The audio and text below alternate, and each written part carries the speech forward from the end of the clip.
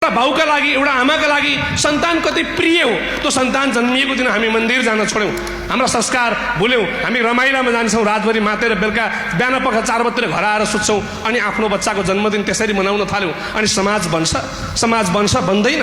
समाज बनाउन धार्मिक रूपमा आफूलाई असल बनाउन जरुरी छ। असल केले बनाउँछ? धर्म संस्कृतिले बनाउँछ, हाम्रो रहनसहनले बनाउँछ। त्यसकारण यो रहनसहन, यो संस्कृतिलाई जोगाउने यो अभियानलाई म सफलताको शुभकामना दिन चाहन्छु। बाधा अवरोध आउँछ, समस्याहरू आउँछन्, धेरै कुराहरू आउँछन्, कुराहरूलाई चिर्दै अघि बढ्नु नै सफलता हो। जीवनमा कोही मान्छे पनि एकैचोटि वृद्ध मान्छे बन्दैन। हन्डर ठक्कर गाह्रो अप्ठ्यारो सहित जीवन चल्ने हो। कहिले रुवा लाग्छ, कहिले खोकी लाग्छ, कहिले अलि लामो समयसम्म ज्वरो आउन सक्छ, तर रुवा र खोकी ज्वरो पनि त सन्चो हुन्छ।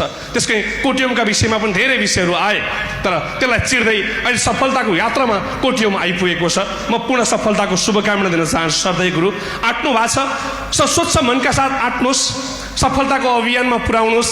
धेरै आशा छ बाबाआमाहरूको, वृद्ध भगवान रूपी बाबाआमाहरूको आशालाई नतोड्नुहोस्। तपाईँसँग ठुलो विश्वास राख्नु भएको छ, उहाँहरूको विश्वासलाई नतोडी यो कोटियमलाई सफलतापूर्वक सम्पन्न गर्नुहोस्। ऐतिहासिक कोटियम पशुपतिमा सम्पन्न भयो र पोखरामा पनि यो ऐतिहासिक कोटियम सम्पन्न होस्। तपाईँहरूले लिएको, हजुरहरूले लिएको जुन अभियान छ, विभिन्न आश्रम बनाउने, धेरै आश्रमहरू शिलान्यास पनि गरिसक्नु